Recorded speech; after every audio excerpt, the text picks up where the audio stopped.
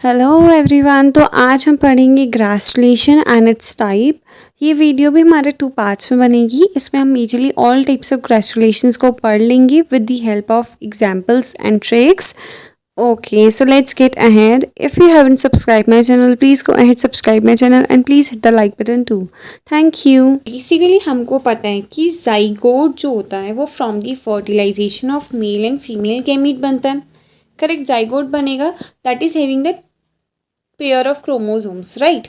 So that zygote divides by the process of cleavage to form the embryo, correct? और ये जो embryo होता है ये क्या होता है, मल्टी सेलुलर होता है। इसमें बहुत ढेर सारे हमें क्या देखेंगे, सेल्स देखने को मिल सकते हैं। ठीक है, अब नाउ व्हेन क्लीवेज हैपन्स, तो ये अलग अलग तरीक़ों से हो सकता है जो कि ऑलरेडी हमने स्टडी कर लिया है। If you have not watched that video, so please go back and watch it out. It will be a help for yourself as well.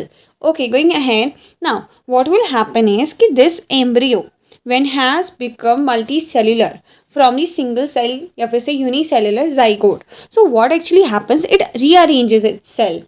ये क्या करेगा, अपने सेल को रीअरेंज करता है at a certain stages.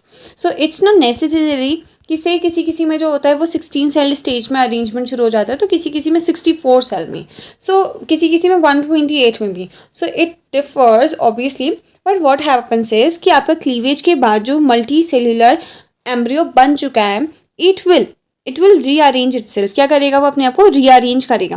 And now rearrangement की help से क्या होगा, वो अपनी सेल्स को क्या करता है, पहले ब्लास्टुला की उसमें टर्न करता है।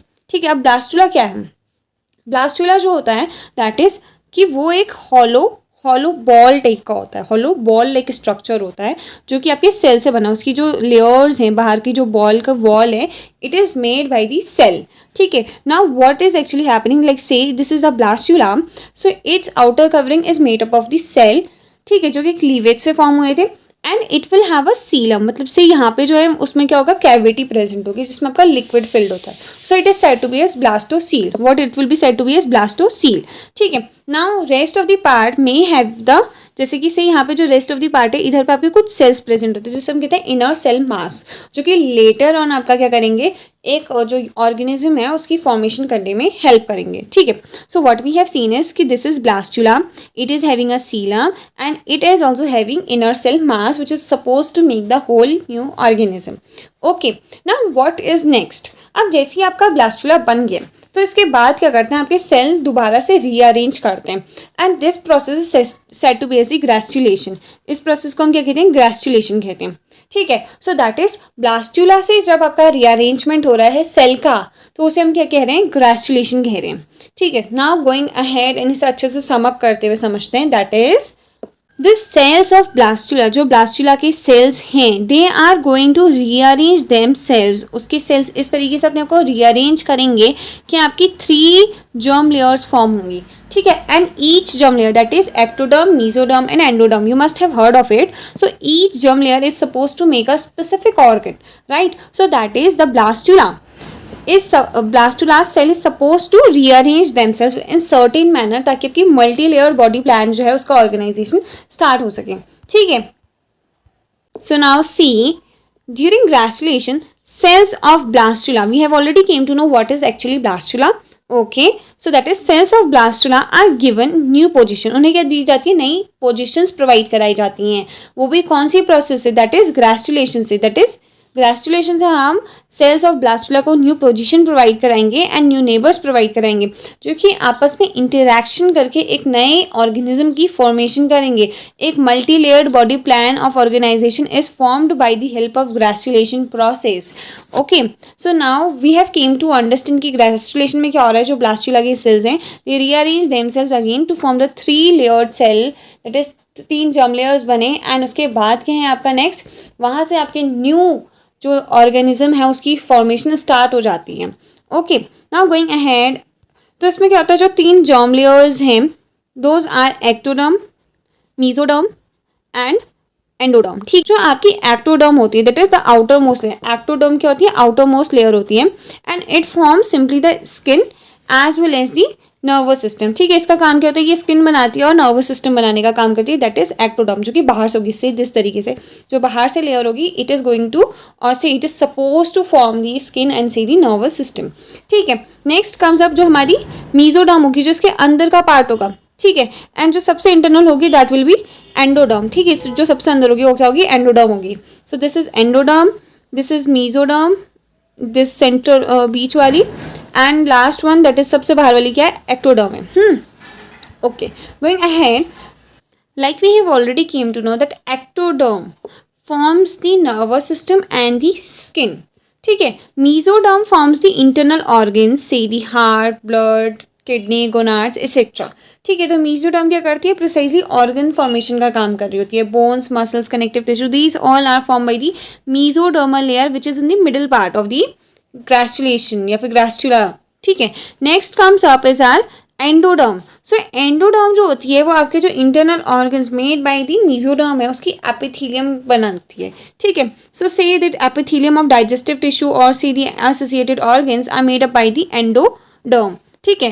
So now we have came to know that these three layers are form by the process से the gastrulation, and in gastrulation what actually happens is cells of blastula are given new position and new neighbors and multi-layered body plan of organism formed. Okay, now क्या ये gastrulation की process हर type के organism में हमें देखने को मिलेगी? So the clear answer is no, ठीक है। तो एनिमल्स जो है वो ग्रेस्टुलेशन की प्रोसेस करते हैं, but and plants and fungi do not undergo this process, ठीक है। प्लांट्स एंड फंजाई में हमें ग्रेस्टुलेशन की प्रोसेस नहीं देखने को मिलती है। दो जो हमारे एनिमल्स होते हैं उसमें हमें ग्रेस्टुलेशन की प्रोसेस देखने को बेशक मिलेगी। Okay, so now see we have already came to know that the endoderm and mesodermal layers are supposed to form the internal kind of structures, right? That is कि mesoderm जो है वो क्या फॉर्म करती है आपके, say the blood, heart, kidney, तो क्या है हमारी internal side of the body में है। एंड एंडोडर्म जो है that is suppose to form the epithelial of these kind of structures, right? So what actually happens is the cells, जो cell हमारे एंडोडर्म एंड मीजोडर्मल ऑर्गन्स की formation करते हैं वो during the process of gastrulation inner side of embryo को आ जाते हैं, ठीक है।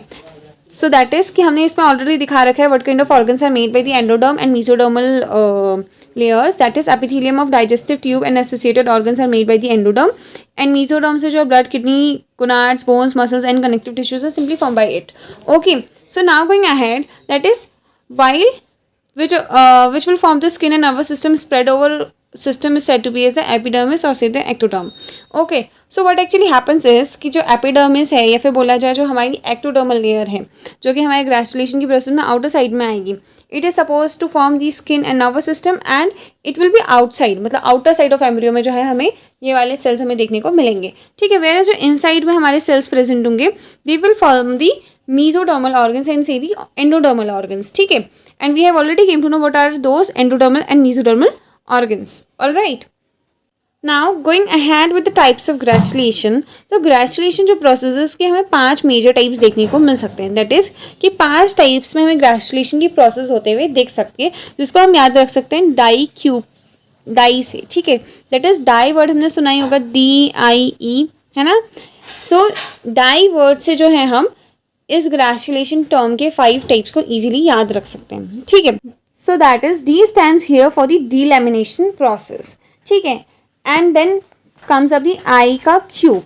सो I का cube is here stating that कि जो हमारा I है उसे 3 नेम से स्टार्ट होंगे, ठीक है। तो first is invagination, second is involution, third is ingression, okay, and then comes up the term E, ठीक है। तो E जो है वो हमने क्या दिखाया, एक ही दिखा रखा है। So E stands for epiboly, ठीक है। तो इसीलिए हमने DIE जो टर्म स्टार्ट किया that is D stands for delamination. I का क्यूब है तो विच मीन्स I से जो है 3 नेम स्टार्ट होंगे, that is invagination, involution and ingression, and where as E से जो है एपीबोली स्टार्ट होगा। All right, so we will check these all kinds of granulation in the next video. Stay tuned. Thank you.